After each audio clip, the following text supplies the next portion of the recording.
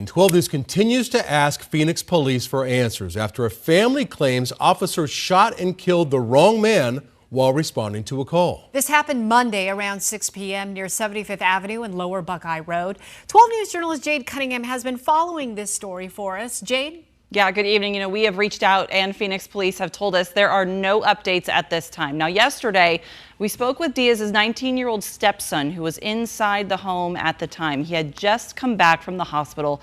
He tells me he wishes he could have done more to help save his dad.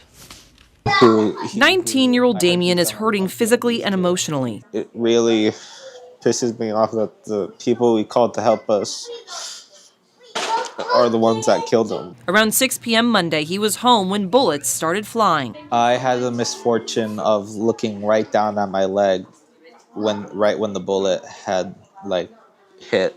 There's a net here to keep the babies out. I saw it go through the net and right into my foot. Police have not confirmed the identity of the reported gunman, but the family's landlord says it was his 33-year-old son who suffers from mental health issues. I rent the house to them. I'm the owner of the house, and we're friends. I talk with them a lot. We don't fully understand what happened. In these situations, you feel destroyed inside. The gunfire stopped for a little bit, and that's because he had moved from the front to the back. Once inside, Damien says he saw the man point the gun at his stepfather, 36-year-old Christian Diaz, who ultimately tackled him to shield his family. And my uncle had helped my dad wrestle the gun out of his hand. When Phoenix police arrived, they say an officer went to the open front door, saw a struggle, and fired, hitting, Damien says, the wrong man. And I saw when the cop had shot my dad in the face, and I didn't know what to do. I just started screaming for him not to die. I started screaming at the police for shooting him. My little brother came in and he got on his knees and he shook him, he held him, but he was already dead. A moment that brings immense guilt. I kept thinking for the entire time that I was in the hospital, if there's something I could have done different, if all they were going to do was shoot him, it would have been better if we just handled it ourselves. Because we did handle it. He saved us, not the cops. A moment Damien says he'd give anything to change. He's not my biological father, but he did take me in at a young age. I felt like his kid, and I never got to call him my dad, but he did always feel like my dad, and I didn't get to tell him. Obviously, a lot of heartache with that family. Phoenix police have not released the name of the officer involved. Damien and his family are asking that officer be held accountable for their actions. We do know that body cam footage showing critical incidents involving Phoenix police must be released about 2 weeks after that incident takes place. Tram, we have more on our website at 12news.com. All right, Jade, thank you. So let's take a legal deep dive into this case. Criminal defense attorney Josh Colesrue joins us now.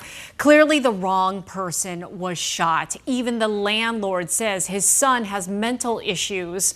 And so in a situation like this, of course, DPS is investigating. What are they going to be looking at? Boy, these cases are difficult. You have law enforcement who arrives. They're aware that there could be an active shooter, and they have to respond. And sometimes they just get it wrong, like they did here, and the consequences are devastating. So DPS gets involved in most officer-involved shootings because it's a conflict of interest, for example, for the Phoenix Police Department to investigate one of their own for a criminal charge. But they're going to be looking at whether or not the officer was justified in the shooting. So importantly, they're going to look at what's called the CAD recordings, or CAD recordings, to see what dispatch told the officer right before arriving. And that's really going to be able to tell us a lot about his motivation, the officer. What did he know exactly prior to coming into the home? And the standard is, what would a reasonable officer do in that situation? Right, because, when he shows up at the front door and there's a big scuffle, how do you know what is happening and who's wrong, who's right? That's so hard to determine in a split second. Yeah, another thing that's going to be important are the witness interviews and whether or not, who had a weapon at that point in time and was it in the line of sight of the officer.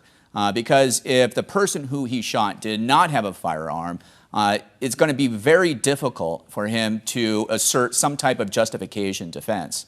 What about the families, right? Clearly, they are devastated and heartbroken. You know, what kind of actions can they take? And what about, getting maybe some body cam footage or what have you? Well, there's certainly going to be a civil lawsuit coming out of this. They have 2 years from the incident to file it. But anybody can file what's called a Freedom of Information Act request and request the body cam footage and even the police reports in this case. Now, the police department, they weigh the interests of the public against ongoing investigations and redacting personal identifying information before disclosing that type of information. But generally speaking, the Phoenix Police Department likes to be pretty open about this kind of stuff. And what about the officer? What could he face? Well, worst case scenario in these types of cases, if charges are brought, he could be looking at a manslaughter charge. All right, Josh, thank you so much. Thank Troy? you.